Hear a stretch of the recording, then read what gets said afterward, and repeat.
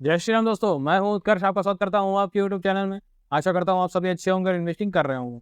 आज के इस वीडियो में हम बात करने वाले हैं बेस्ट लमसम अमाउंट के फंड की, जिसमें हम वन टाइम इन्वेस्टमेंट कर सकें। क्योंकि जो लोग एसआईपी में इन्वेस्ट नहीं करना चाहते हैं और वन टाइम इन्वेस्टमेंट के लिए मुझसे क्वेश्चन पूछते रहते हैं कि अगर हमें वन टाइम इन्वेस्टमेंट करना है तो कहाँ कर सकते हैं, कैसे कर सकते हैं, सारी ये जानकारी आपको आज की इस वीडियो में मिलने वाली है। तो वीडियो को पूरा देखिएगा। देर ना करते हुए शुरू करते हैं आज का वीडियो।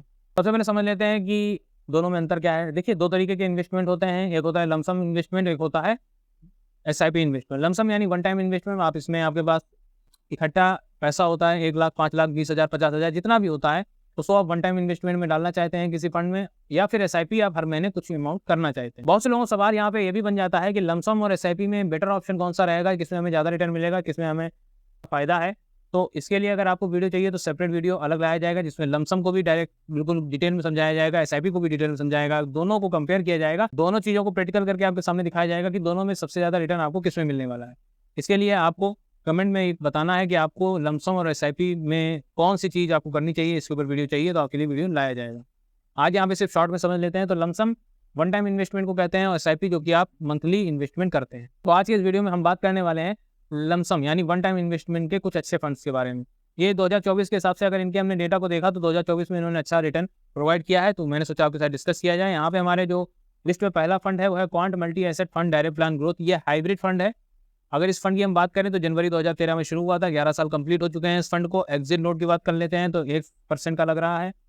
साथ ही फंड साइज इसका 1829 करोड़ का हो जाता है, 1829 करोड़ का इसका फंड साइज बन जाता है, जो कि ठीक ठाक फंड साइज हो जाता है। एक्सपेंस रेशियो की बात कर लेते हैं, 0.76 का देखने को मिलता है। फंड एक्सपेंस रेशियो थोड़ा सा ज़्यादा है यहाँ पे, इसको नोट जरूर करिएगा क्योंकि एक्सपेंस रेशियो यहाँ पे थोड़ा ज़्यादा है। आगे बढ़ते हैं। लास्ट डबल 2 साल में ये अपने इन्वेस्टर्स का पैसा कर रहा है। रिटर्न वाइज बेहतरीन परफॉर्मर है, लेकिन साथ ही अगर हम डाउन साइड प्रोटेक्शन की बात कर लें तो डाउन साइड प्रोटेक्शन अच्छी देखने को नहीं मिलती है। रिटर्न वाइज बढ़िया है, डाउन साइड प्रोटेक्शन अच्छी नहीं है, तो ये हमारे लिए थोड़ी सी सोचने वाली बात हो जाती है। 2 पॉइंट्स हमको यहाँ पे ध्यान रखने हैं। नंबर 1 जो मैंने आपसे कहा था नोट करिए, एक्सपेंस रेशियो 0.76% का है। दूसरा पॉइंट हमारे पास है कि डाउन साइड प्रोटेक्शन अच्छी नहीं है। आगे बढ़ते हैं। कितने सीएजीआर से पैसा ग्रो करेगा वो जान लेते हैं। 1 साल में 50.22%, 3 साल में 30.51% और 5 साल में 30.06% के सीएजीआर से पैसा ग्रो करेगा। बात इसके स्टार्ट रेशियो की कर लेते हैं तो 1.67 का देखने को मिलता है। ओवरऑल फंड अच्छा है। 2 पॉइंट हमारे पास थे कि 2 पॉइंट में अगर हम देखें तो इसको डाउन साइड प्रोटेक्शन अच्छा नहीं है, दूसरा एक्सपेंस रेशियो थोड़ा सा ज़्यादा है। लेकिन क्योंकि फंड अच्छा परफॉर्मर है और आप लमसम अमाउंट में डाल रहे हैं, तो अगर आप चाहें तो ये फंड आप कंसीडर कर सकते हैं। हाइब्रिड कैटेगरी का ये फंड है, ये जरूर ध्यान रखिएगा। आगे बढ़ते हैं। जो नेक्स्ट फंड है हमारा वो है quant small cap fund direct plan growth.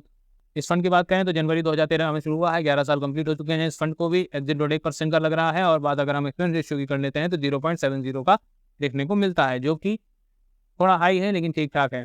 क्योंकि स्मॉल कैप कैटेगरी का फंड है, एक्टिव कैटेगरी का फंड है, तो एक्सपेंस रेशियो थोड़ा हाई होता है। लेकिन हो सकता है कि आपको इसी कैटेगरी में अदर में थोड़े कम एक्सपेंस रेशियो के फंड मिल सकें। लेकिन क्योंकि ये फंड अच्छा परफॉर्मर है, अच्छा रिटर्न दिया है, तो आज की इस लिस्ट में मैंने इसको रखा है। बात इसके फंड साइज की कर लेते हैं। 17,349 करोड़ का देखने को मिलता है, तो फंड साइज भी इसका अच्छा खासा हो जाता है। और 17,000 करोड़ के आसपास का फंड साइज देख के हमें पता चलता है कि इन्वेस्टर इसकी तरफ कितना ज़्यादा अट्रैक्टिव है।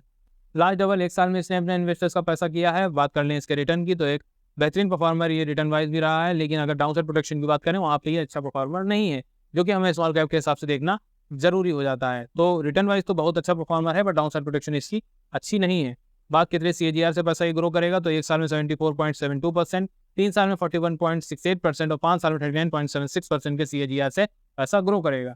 ओवरऑल फंड अच्छा है, स्मॉल कैप कैटेगरी का फंड है। रिस्क ऑलरेडी इसमें थोड़ा सा ज़्यादा हो जाता है, वहीं पर अगर हम डाउन साइड प्रोटेक्शन की बात कर लें तो वो ठीक नहीं दिख रहा है। लेकिन क्योंकि शार्प रेशियो इसका ठीक है, तो ओवरऑल ये फंड एक अच्छे पैकेज में आ जाता है। आपको क्या लगता है दोनों फंड्स के बारे में, मुझे कमेंट बॉक्स में जरूर बताइएगा। आज की लिस्ट में हमारे पास ये 2 फंड थे जो कि वन टाइम इन्वेस्टमेंट्स के लिए अच्छे फंड हैं, और ये जो मैंने यहाँ पे आपको रिटर्न बताए हैं ये वन टाइम इन्वेस्टमेंट के हिसाब से रिटर्न बताए हैं, इसमें आपको अच्छा रिटर्न मिल सकता है। आप दोनों फंड में अगर चूज करें तो कौन सा करना चाहेंगे वन टाइम इन्वेस्टमेंट के लिए, मुझे कमेंट में जरूर बताइए। दोनों में से कौन सा फंड अच्छा लगा है। वीडियो पसंद आया है तो लाइक करिए, चैनल को सब्सक्राइब करिए। मिलते हैं नेक्स्ट वीडियो में। धन्यवाद।